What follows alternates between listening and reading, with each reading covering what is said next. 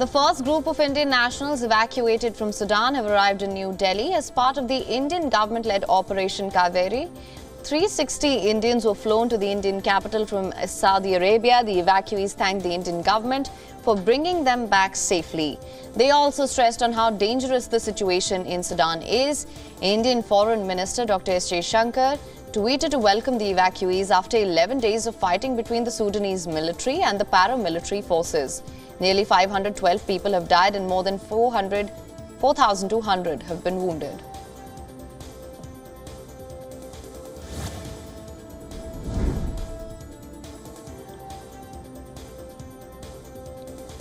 Thousands of Sudanese citizens have fled to Chad to seek shelter from fighting in Sudan.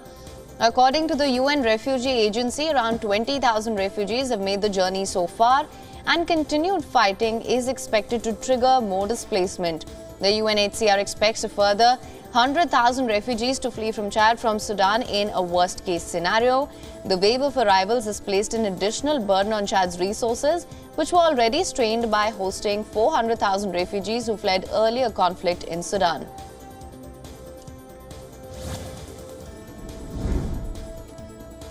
The U.S. House of Representatives has passed a bill to raise the United States' $31.4 trillion debt ceiling by proposing sweeping spending cuts over the next decade. Republicans have tried to showcase Democrats as big spenders of taxpayer money, which they argue has pushed the national debt into a danger zone. However, Democrats have taken the stance that deep spending cuts would affect programs including healthcare for the poor and an array of other programs including law enforcement and airport security operations.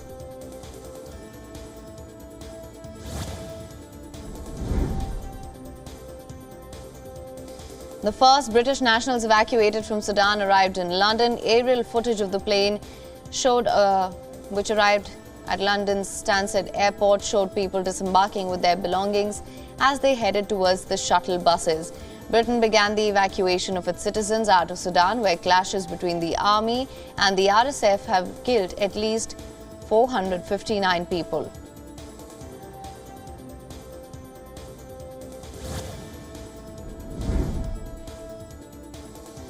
U.S. President Joe Biden has said that North Korea's actions are a blatant violation of sanctions. U.S. President Joe Biden made these comments at a press conference with South Korean President. Under a new Washington declaration, the United States will give South Korea detailed insights into U.S. contingency planning to deter and respond to any nuclear incident related to North Korea. In a first since 1980s, as part of the deal, Washington will also deploy a ballistic missile submarine to South Korea. South Korea has also renewed its pledge to not pursue a nuclear weapons program of its own. 공동의 비전을 구체화해 나가기 위한 방안에 대해 아주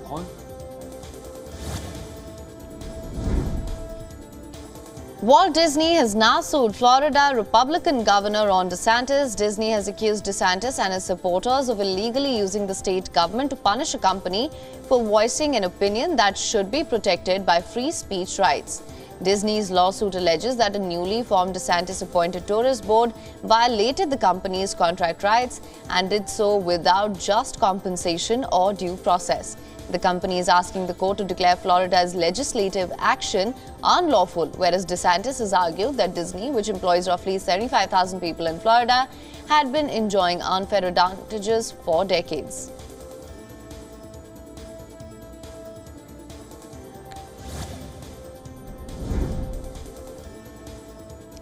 Montana State House Republicans have condemned Democratic transgender legislator Zoe Zafir. According to the Republican lawmakers, she broke decorum after she said lawmakers who backed a ban on gender-affirming health care for minors would have blood on their hands. The discord in Montana began in April over a debate on Senate Bill 99, which would ban transgender healthcare treatments aimed at minors, such as puberty blockers and hormones.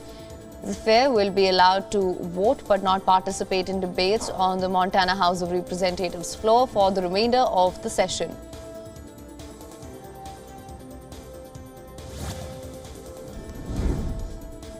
Former Elle magazine advice columnist testified in her lawsuit against former U.S. President Donald Trump over Trump allegedly raping her 30 years ago. Her lawsuit concerns an alleged encounter in a department store dressing room in late 1995 or early 1996, where she says Trump raped her before she could flee. Inspired by the #MeToo movement, she first came forward in 2019 and denied Trump's repeated suggestions that it was because she disliked his politics. She also said that Trump's attacks caused Elle to fire her, costing her 8 million readers, and left others convinced that she was a liar. She is suing Trump for an unspecified amount.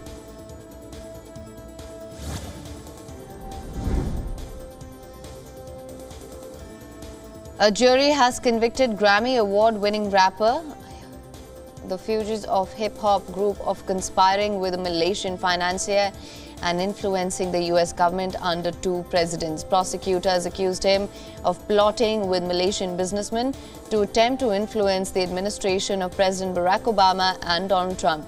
He's been charged with 10 counts of conspiracy, acting as an agent of a foreign government.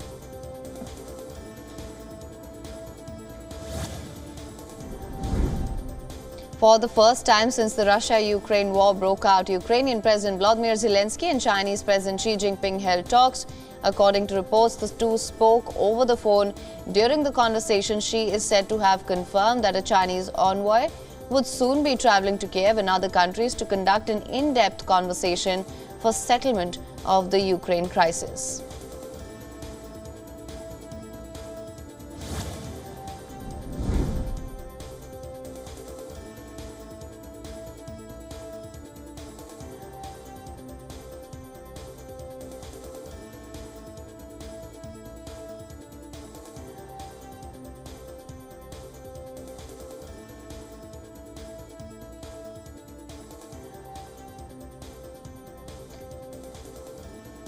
Chinese State Councillor and Foreign Minister King An held talks with several Central Asian countries' senior diplomats who are in China for the meeting between China and several of Central Asia's foreign ministers.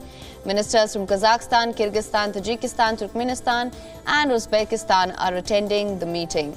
He noted that China will strengthen communication and cooperation with Central Asian countries in frameworks including the United Nations and the Shanghai Cooperation Organization.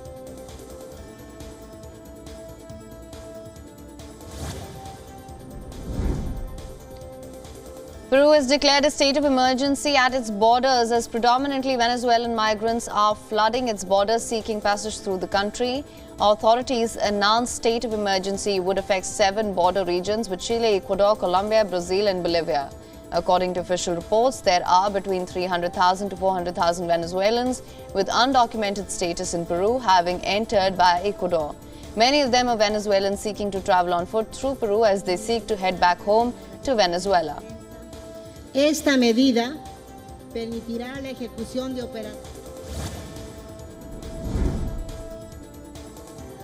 The UN has reported that crime rate in Haiti has doubled in the last year. The United Nations has said that the gang violence is expanding at an alarming rate and that locals are taking things into their own hands due to the lack of police presence. Haiti's Minister for Foreign Affairs has also called on the United Nations for assistance as terrorist attacks, destruction, kidnappings, theft, assassinations and rape have become commonplace in Haiti due to conflicts and gun violence. 4.9 million people are facing food insecurity and about half of the Haitians live beyond the poverty line.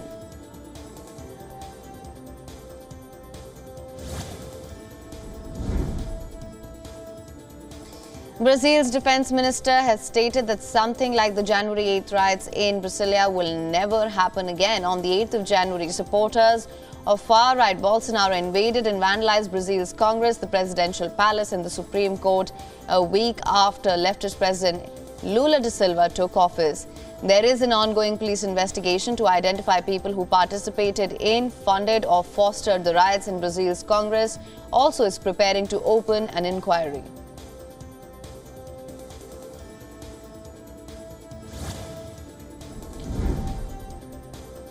Brazil's President Lula da Silva is in Spain. In the latest, the President and Brazil's First Lady were hosted by royal Spanish monarchs. Earlier in the day, Lula da Silva called again for a peace group to broker an agreement between Russia and Ukraine, saying anything could be discussed once the nations sat down to talk.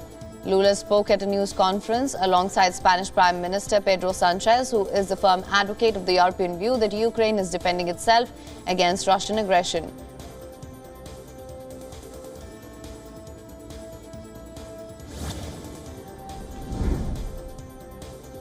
Under a reform of the EU's fiscal rules, the European Commission has proposed that to stay on a downward path for a decade, governments should ensure public debt falls over 4 years. The proposal, which sets no numerical target for how much the debt should fall, is likely to disappoint the EU's biggest country, Germany, which wanted to set a 1% GDP minimum annual debt reduction target for each of the EU's 27 countries. The debt reduction would be the outcome of a 4-year plan of reforms, investment and fiscal measures.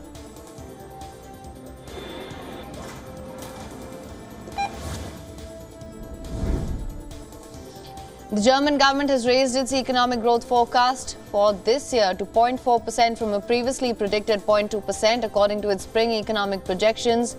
With these new projections, the government is slightly more optimistic than the 5 economic institutes that prepare for the joint economic forecast.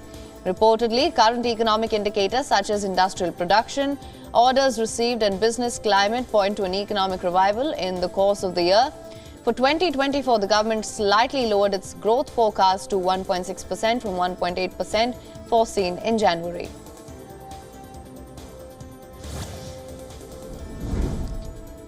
Russia's defense ministry released video saying 40 Russian servicemen have been returned from Ukrainian captivity following talks.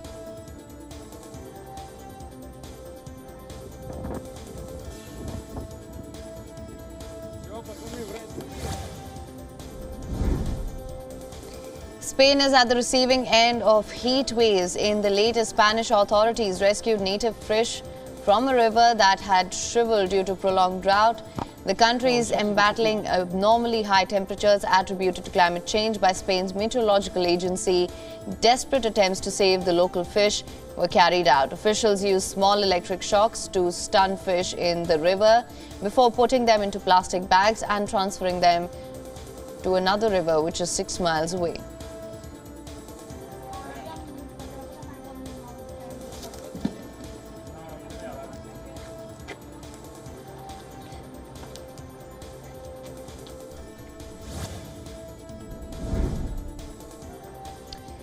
A carriage horse collapsed in the middle of the road and reportedly died after suffering from dehydration in Seville, as Spain faces extremely high temperatures. Local police are treating the death of the female horse as a potential animal abuse crime and speculations that the mare could have been previously sick. According to the meteorological agency, this month was likely to be the most intense April on the Iberian Peninsula since records began.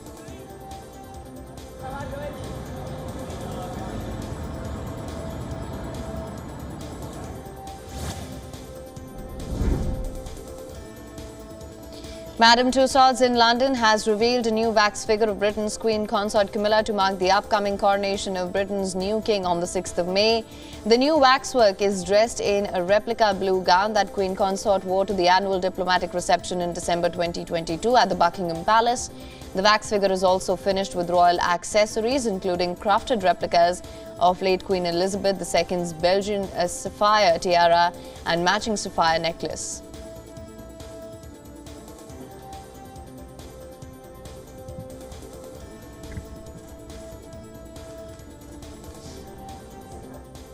WION is now available in your country. Download the app now. Get all the news on the move.